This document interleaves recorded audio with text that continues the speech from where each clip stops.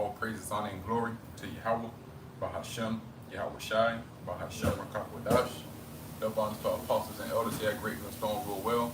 Peace and salutations to the elect. This is Brother Barak coming at you with another lesson that I pray is edifying and exhorting. Okay, and I pretty much just want to touch on a few prophecies that we see taking place upon the earth, right? It's high time to wake out of the sleep. You know, everything that the Lord spoke about, you know, it's coming to pass, and it's beautiful. You know, I got a few words, few articles I want to touch on, you know, and I pray that this is edifying and exhorting. But first and foremost, let's start here in the book of Matthew chapter 24, verse 3. And as he sat upon the Mount of Olives, the disciples came unto him privately, saying, Tell us, when should these things be, and what should be the signs of thy coming and of the end of the world? So what's going to be the signs of the coming of the Lord, you know, in the end of the world, the completion of an age? That word "end" goes into a completion, okay? And world, that word "world" right here in this specific verse, it goes to aeon. You know, some say eon, but going into a time period. So what's going to be the completion of this time period? We know, pursuant to 2nd Ezra, the 6th chapter, okay, that Esau is the end of the world and Jacob is the beginning of it that follows, right? So we see Esau, Edom is in rulership right now, so we know what? That he's about to go down, all right? The Lord is waking up his elect, right? And he's bringing Esau down. We see in the division, the scriptures speak about if a house be divided against itself, it should not stand, okay? So we see all these things, you know, taking place and coming to pass, right? Which lets us know that we're almost out of here, right? Let's go.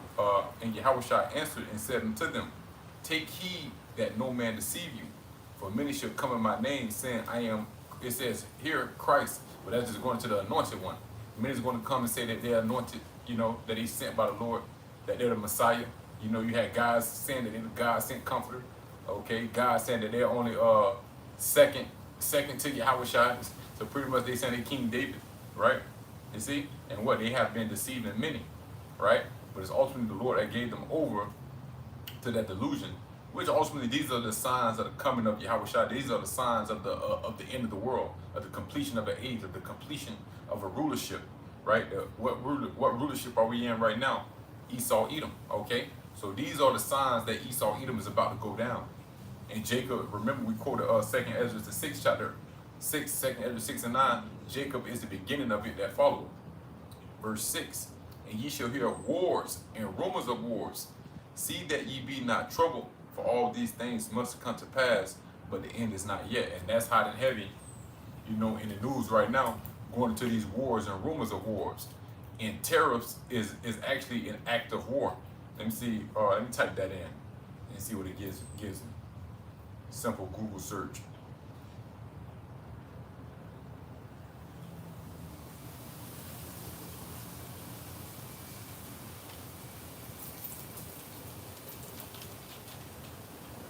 Depends on how you word it. Let's see.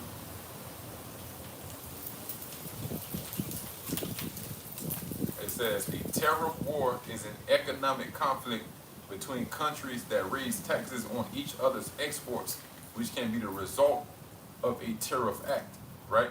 But guess what? These see what we seeing is these different countries and these elite bankers, you know, bumping heads, right? But guess who has to pay the price for that? The common people.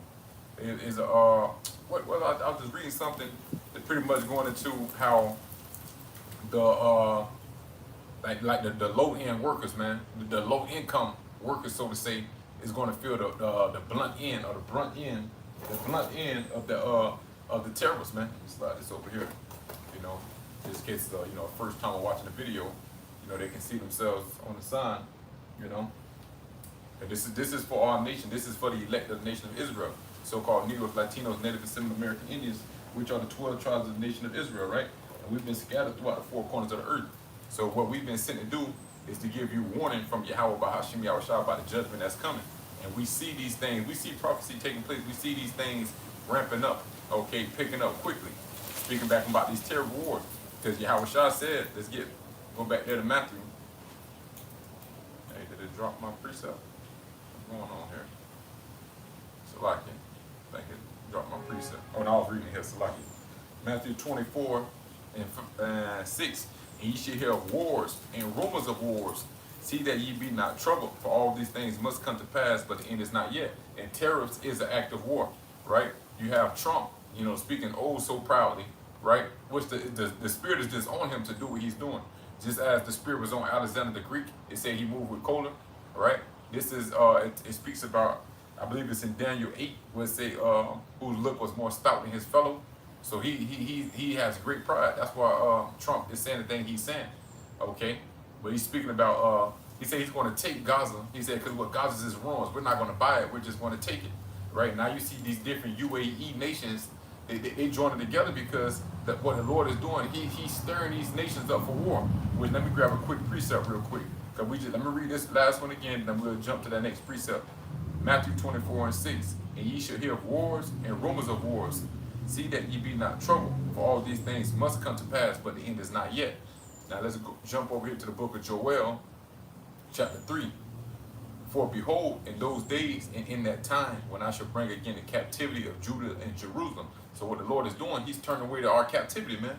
The Lord is liberating us by what? By gathering these nations, as it's going to say in the next verse. Joel 3:2. I will also gather all nations and will bring them down into the valley of Jehoshaphat and will plead with them there for my people and for my heritage Israel, whom they have scattered among the nations and parted my land. Which proves to you that those small hats, these imposters that's in the land right now, those not the true people. The Lord said he's going to put us back in the land. But what the Lord is doing, he's gathering all these nations. Ezekiel 38 chapter speak about be a guard unto the smaller nations, right? So we see Russia, they've been a guard to these smaller nations, man, right? And then you got the U.S., they speaking about Israel, they speaking about the U.S. backing them to pretty much smash the Iranian nuclear site, so to say. Or that's what it is, to smash the Iranian nuclear sites. You see, so what we're witnessing is the Lord stirring up these nations. He's gathering these nations because he's about to liberate us. All the prophecies is lining up perfectly. The Lord is about to judge these nations, man, okay, and come back and deliver his elect, right? So that was it on that. Let's jump back to Matthew 24. Jump back to Matthew 24:7. It says, for nation shall rise against nation, and kingdom against kingdom, and there should be famines and pestilences and earthquakes in diverse places. That's what we seeing. What you see, what they saying, an egg shortage, right? The prices of food is skyrocketing, and that's what happens in war. It says gas and fuel and food is very volatile during the time of war. Let me grab that real quick. I pulled that up on Google earlier. Now, the only thing, it was the spirit, because the only thing I did was type in the word volatile. So it goes to the adjective changing. It says likely to change suddenly and unexpectedly, especially by getting worse. And then the example it gives, it says food and fuel prices are very volatile in a war situation. And that's what we see taking place upon the earth right now, a war situation. These nations is ramping up, ready to bump heads, which is prophecy. This is what we're reading about in Matthew the 24th chapter, man. Nation rising against nation, kingdom against kingdom, and there should be famines and pestilences and earthquakes in diverse places, right? And that's what we're seeing, these different famines and pestilences. So now let's get this word famine. I pulled that up on the Edom Online, and it says starvation, hunger, starvation, okay? Cause to hunger. So it's ultimately a cause to hunger because the earth can't run out of food, man. The food is here, but it's going into a lack of food. So when you go into the definition, it says extreme scarcity of food. So that's what's happening right now. It's extreme scarcity of food, right? Then the next thing I did was pull up that word scarcity in the Edom Online. It says insufficiency, want, dearth, right? So it's a lack of food. So now let's get the book of 2nd Ezra. I believe that's 15. Bear with me real quick. Lack of bread. 2nd Ezra chapter 15, verse 19. A man shall have no pity upon his neighbor, but shall destroy their houses with the sword and spoil their goods because of the lack of bread and for great tribulation. So we about to see, it's about to be homes being invaded. They're not going to spare their neighbor. Okay? The scriptures speak about in Ezekiel the 9th chapter. Let's grab that real quick. Because speak about slay utterly old and young. So what we're witnessing is the buildup of these prophecies, man. The Lord ain't holding back. We seeing these things come to pass right before our eyes in real time. Ezekiel chapter 9, I start at verse 4. Yeah, I start at 4. And the Lord Yahweh said unto him, go through the midst of the city, through the midst of Jerusalem, which were people before a place. So this is speaking about the Negroes, the so-called Negroes, Latinos, Native and Seminole American Indians, right? Right? This is the time of Jacob's trouble. The Lord said, well, ye only have I known of all the nations, therefore I will punish you for your iniquity. Right? It says, and the Lord said unto him, go through the midst of the city, through the midst of Jerusalem, and set a mark upon the foreheads of them that sigh and that cry, for all the abominations that be done in the midst thereof. And to the others he said in mine hearing, go ye after him through the city and smite, let not your eyes spare, neither have ye pity. So what we were just reading in 2nd Ezra, the 15th chapter, right? They're not going to have pity upon you, man. What was it? 2nd Ezra 15 to 19. A man should have no pity upon his neighbor. And what we just read, what verse that was that?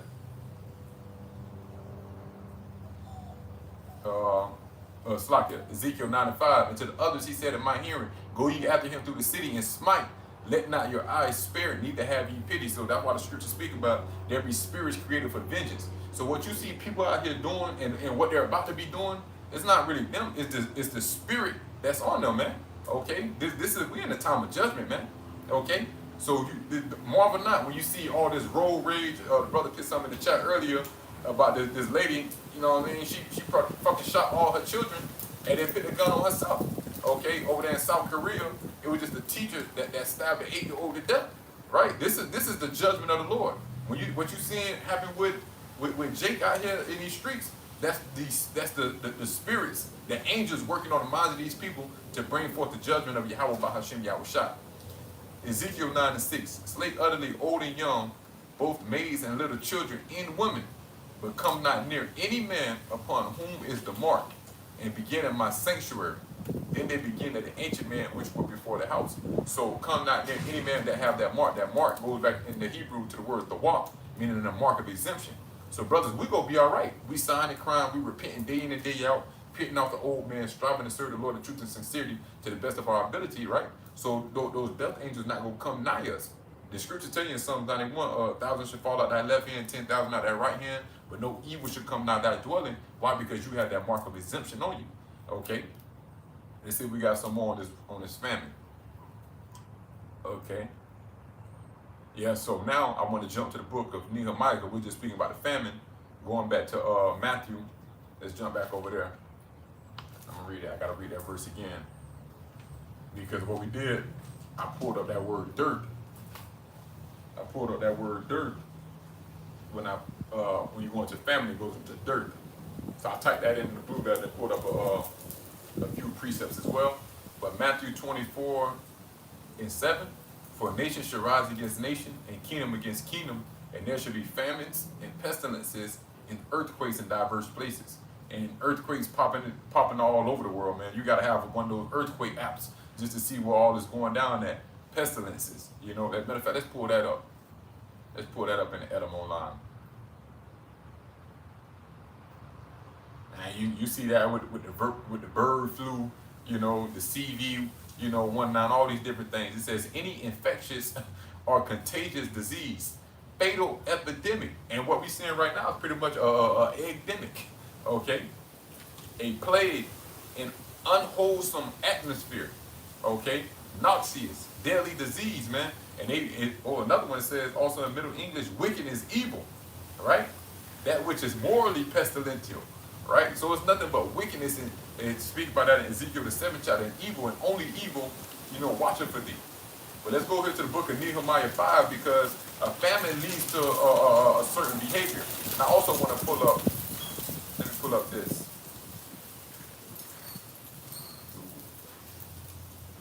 I think this is in the book of Tobit. Okay, yeah. Let me read this first. Tobit 4. I'm going to start at 12. Tobit 4 and 12. Beware of all whoredom. And ultimately that goes into spiritual whoredom. Our people have played the harlot, you know, going into worshiping these different idols. My son, and chiefly take a wife of the seed of thy fathers, and take not a strange woman to wife. You know, which is ultimately, you know, he was really telling his son who to deal with, you know, when you get into the story. But what it says, but take a wife of the seed of thy fathers. Going to what that what the scripture speaks about, seek out the wisdom of the ancient man. Going back to law, statutes, and commandments. That's our wisdom, Sophia. That's our woman, Sophia, right? That's the woman that we're supposed to take on. You know, whom the Lord has given us, our Father, which is going to this word, this understanding. That's the only woman we're supposed to take on. It says what? Take a wife of the seed of thy fathers, and take not a strange woman to wife. That's what our people have done. They have played the whore, right? They taking on these strange women, these strange philosophies, man. You see? It says, which is not of thy father's tribe, for we are the children of the prophets, Noah, Abraham, Isaac, and Jacob. Remember, my son, that our fathers from the beginning, even that they all married wives of their own kindred, and were blessed in their children, and their seed shall inherit the land. Now therefore, my son, love thy brethren, and despise not in thy heart thy brethren, the sons and daughters of thy people, in not taking a wife of them. For in pride is destruction and much trouble. And that's what we see. We see in a nation of great pride, and what it's doing, what the scripture say, pride goeth before a fall, right?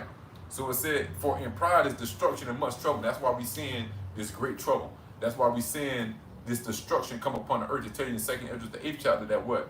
Many great miseries should come upon them because they have walked in pride. Then it's another one in the 2 Ezra, I believe the 15th chapter, that says the city should be troubled because of their pride.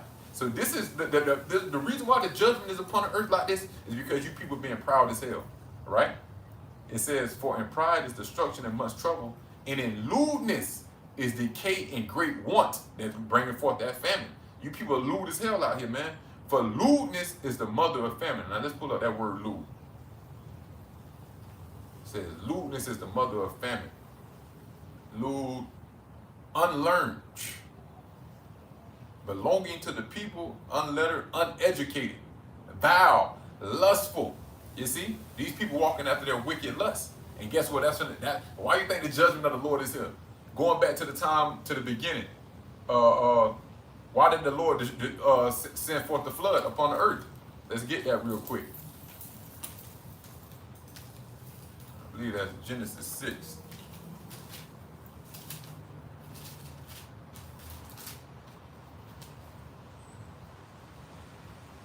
Yeah, man, that's beautiful. Genesis chapter 6. Now I start at verse 2. Now I start at the top. And it came to pass, when men began to multiply on the face of the earth, and daughters were born unto them, that the sons of God, okay, this is going into that chosen lineage, the chosen lineage, man, which ultimately YAHAWAH, okay, the seed of Jacob.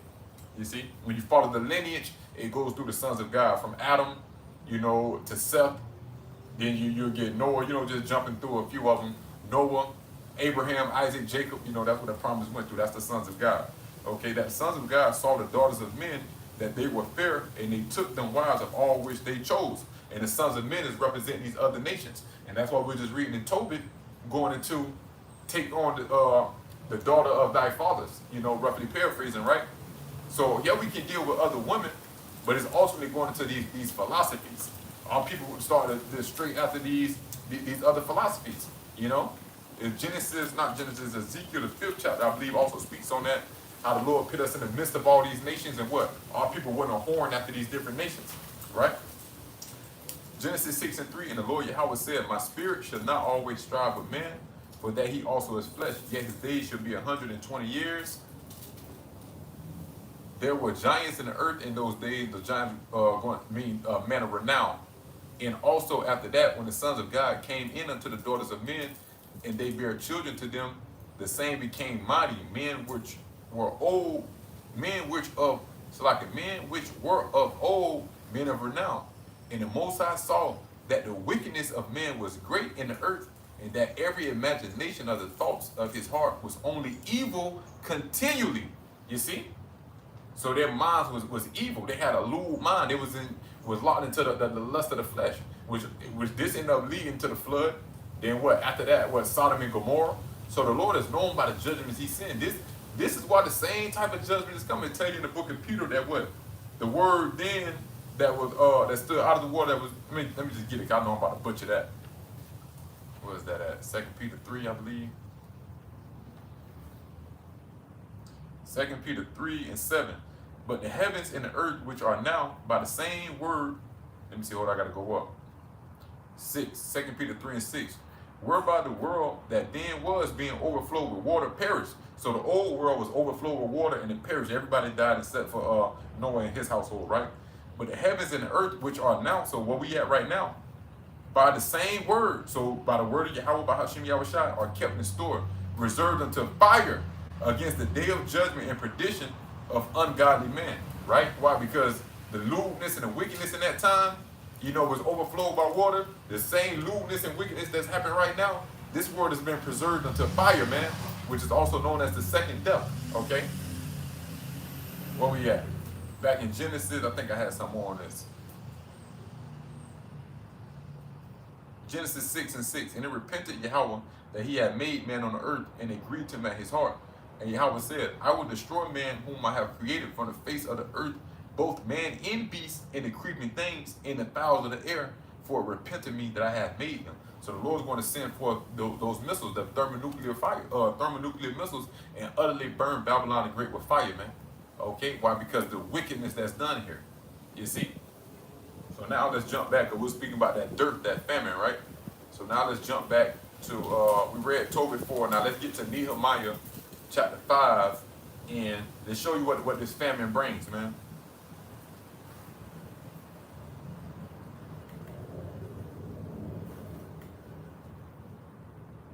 Let me see.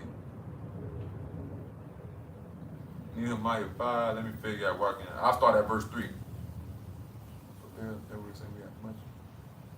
I started at 2. Nehemiah 5 and 2. For there were that said, we our sons and our daughters are many. Therefore we take up corn for them that we may eat and live. Some also there were that said, we have mortgaged our lands, vineyards, and houses that we might buy corn because of the dirt. Then that word dirt goes back to the famine. Well, Jake got to hit with these families, with these children, especially you single mothers, it's going to hit you women the hardest, man. Right? So you have mortgaged your lands, and now, Jake, you don't even have a land. You sit in apartments, and you're living with somebody, but this is what they had to do. They had to pretty much, let me see what they got for the word mortgage here in the Hebrew. They pretty much had to, sell their stuff, just to eat. Mortgage, I rob. To pledge, exchange. Mortgage, engage, occupy, undertake for, give pledges. Be or become surety. So pretty much they had to leverage their land. Like, you give me some food, if I don't pay you back, you can have my house, you can have my land, right? Verse 4, Nehemiah 5 and 4. There were also that said, we have borrowed money for the king's tribute, and that upon our lands and vineyards. And the king's tribute is what these taxes, and that's what they're raising, these taxes. So people constantly borrowing, putting themselves in different debt, just so they can, pay their bills. Why? Because the taxes is rising. Going back to the tariffs. What it said when we went to that word volatile, it said, well, fuel and food are very volatile in a time of war. Okay, he's raising steel, aluminum prices. And guess what? Canned goods are made out of these things, right? Man, I'm telling you, the Lord is moving, bro.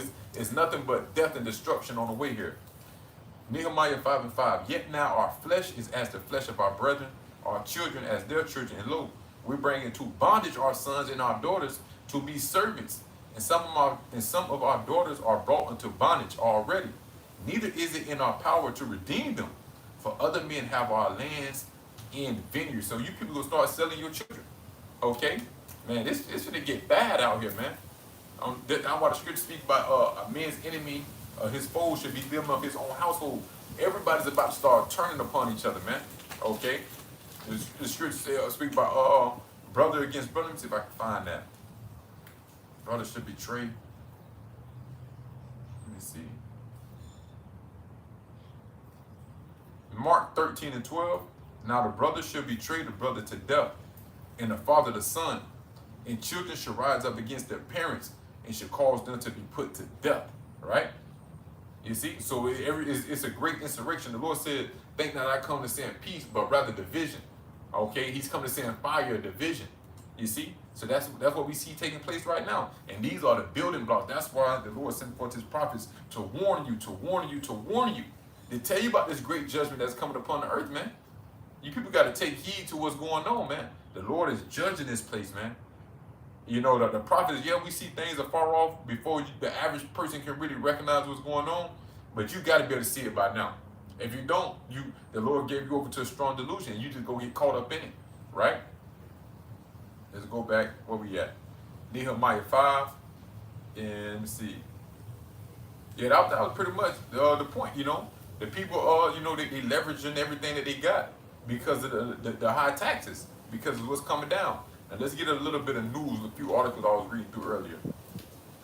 It says Trump announces plan to impose fair and reciprocal tariffs against American trading partners, including allies. That's Revelation the 17th chapter.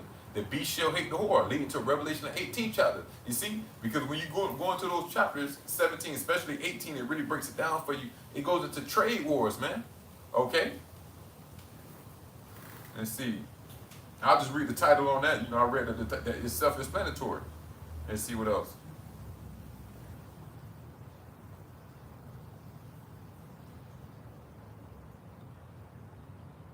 I think that was in here twice.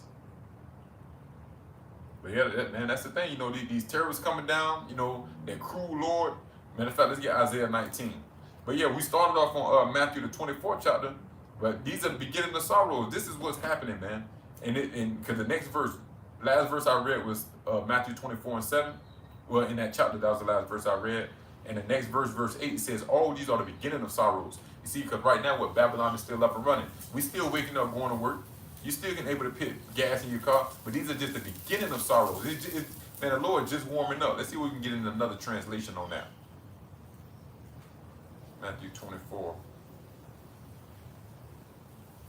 In the NLT, but this is only the first of the birth pains. Woo, with more to come. That's in the NLT. This is the beginning of it. Birth pains made me think about what? 2nd Ezra 16. Gotta get that.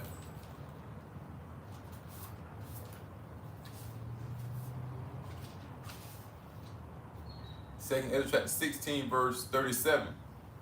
Behold, the plagues draw nigh and are not slack.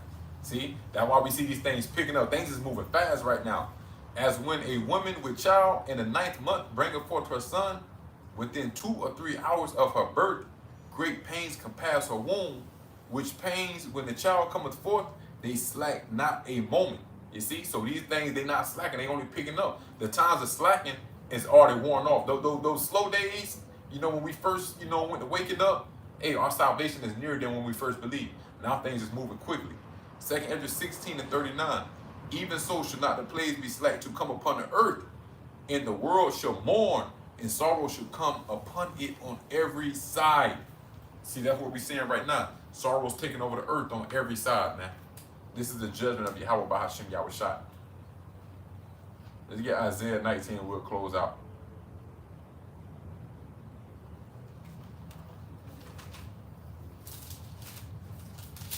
Isaiah chapter 19, verse 1.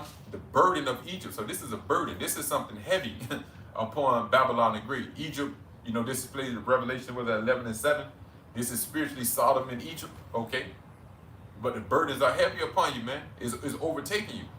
The Lord Yahweh rideth upon a swift cloud. See, the Lord is on his way. Swift, meaning speedily. And shall come into Egypt, and the idols of Egypt shall be moved at his presence, and the heart of Egypt shall melt in the midst of it. But before the Lord returns, what? All these prophecies must be already rolling. Okay, the MOTB would have to be implemented. You see? This shows us what? That the Lord is riding on that swift cloud, man. The Lord is on his way. He's coming quickly. The scripture say what? Behold, I come quickly, man. The Lord is moving swiftly. Verse 2. And I will set the Egyptians against the Egyptians, and they shall fight everyone against his brother, and everyone against his neighbor. City against city, and kingdom against kingdom. Going back to Matthew the 24th chapter, right? The lack of bread, famine. Okay? Nations rising against nations. All hell breaking loose out here. Men's heart failing them for the things that are coming upon the earth. People is finna bug out, man. Only a man of the Lord is going to be able to stand in these last days. Ezekiel 19 and 3. And the spirit of Egypt shall fail in the midst thereof, and I will destroy the counsel thereof, and they shall seek to the idols and to the charmers and to them that have familiar spirits and to the wizards. So the Lord has taken the mirth out of this place. These people are bugging out. People are all into voodoo. They trying to go to church. They trying to figure out what is MAGA doing? How you supposed to be making America great again when you like you trying to make Israel great? Okay, you see? So that you see how the Lord got these things rolling. The elder from Vegas did a video earlier. You know, you got Edomites so-called singing spiritual hymns, man. Okay, this place is done. See, the Lord have took that spirit out of Egypt, man. Okay, he have removed the mirth. Matter of fact, since we're in Isaiah already, let's jump over to the book of Isaiah 24. And where's that at? 24. I'll start at verse 7. Isaiah 24 and 7. The new wine mourneth, the vine languisheth. All the merry-hearted do sigh. Merry-hearted, you once was happy. Okay, you once was in a good mood. Boy, now you sighing. Now you sighing and crying. The scripture say what? There should be weeping and gnashing of teeth. Okay? Why? Verse 8, the mirth of tabrets ceaseth. The mirth, the good times. Right? The Lord, it has ceased, it has stopped. The Lord is bringing this place to a halt, man. The noise of them that rejoice in them. So all that partying and bullshitting, now everybody quiet. You know, now the scoffing, now that noise that came from here to down here. Why? Because prophecy is overtaking you, man. You see, it ain't nothing funny now.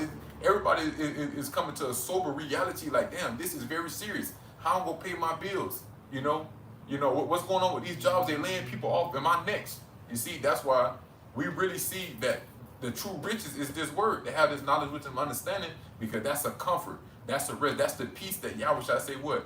My peace I leave with you, not as the world give. You know, the Lord gave us a different kind of peace, something that can really keep us settled and stable, you know, in these turbulent times, man. And that's ultimately the faith that we got. Made me think about the Apostle Peter when he was walking on the water, right? When the winds blew, he began to panic and sink. But what the Lord said, why did thou doubt, O ye little faith, right? So what the Lord has been doing is building our faith up. So when Revelation 7, when the Lord had these angels loose these winds and all hell go to break loose, we not go doubt. Because what? The Lord told us that these things will come. That's why we have to be occupied in prophecy, right? Matthew 24 and 9. Let me see. 24 and 8. The mirth of tabrets ceaseth, the noise of them that rejoice in the joy of the harp ceaseth. They shall not drink wine with a song. Strong drink shall be bitter to them that drink it. The city of confusion is broken down. Every house is shut up, that no man may come in. So everybody in the lower state, that there's no future, there's no prosperity, man. The stores is shut. Okay, we witnessing more and more chains shut. If you got dollar stores shutting, man, how much more, you know, these bigger places, if people can't afford the cheap things, how you go afford, you know, more expensive things, man, all right? But that shows you that what, this is really the time of Jacob's trouble, man, because Jake is the one that's on the low. You know, Jake is the poor of the people, the poor of the world, right? But what the Lord has done, he has removed that mirth out of this place, man. Let's jump back to Isaiah 19, and we have 4 now.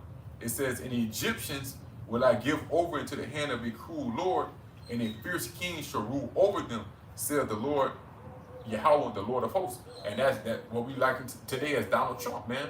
A fierce king. Let's get that word, a cruel. There's some good meat on that. Because this dude here, he's stiff-necked. He's going in. He ain't turning back. You know why? Because it's a spirit on him. Isaiah 19 and 4, when you go into this word cruel.